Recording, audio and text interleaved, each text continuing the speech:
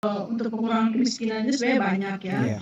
Jadi bukan hanya tugasnya dinas sosial, tapi kita di sini baik di provinsi maupun kabupaten kota kita jelas punya namanya TKPKD atau Tim Koordinasi Penanggulangan Kemiskinan Daerah yang berada di tingkat pusat, provinsi maupun kabupaten kota.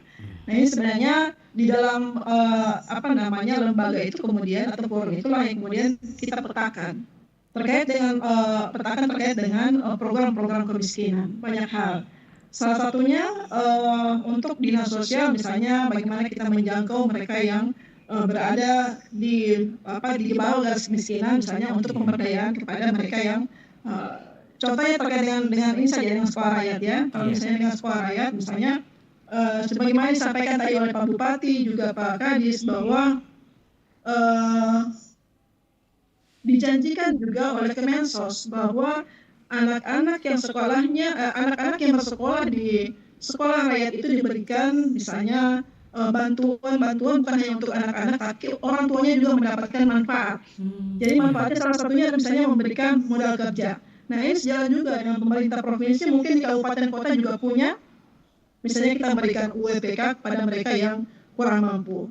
Nah mereka yang menjadi sasaran atau siswa di SR ini adalah mereka yang berada di desil 1, desil 2 yang juga sama dengan sasaran kami untuk memberikan bantuan untuk program kemiskinan di tingkat provinsi maupun kabupaten kota. Jadi intinya untuk itu dinas sosial, ada sebagian lain dari dinas-dinas lain misalnya untuk pemberdayaan untuk masyarakat miskin. Kalau dia misalnya petani bisa mendapatkan bantuan dari dinas pertanian.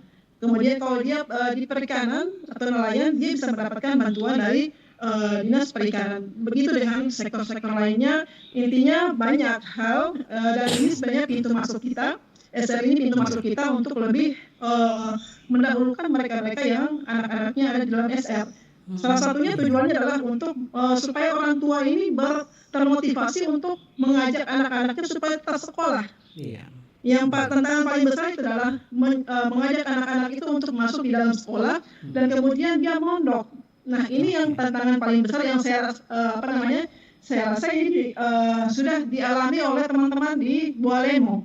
Karena dari sekian banyak anak yang masuk di dalam sana, ada 75 orang, ada beberapa yang kemudian minta untuk keluar dari sekolah tersebut. Nah ini sehingga bantuan-bantuan kepada orang tua ini diharapkan ini bisa membantu atau bisa memotivasi mereka untuk mengajak anak-anaknya untuk tetap bertahan di sekolah.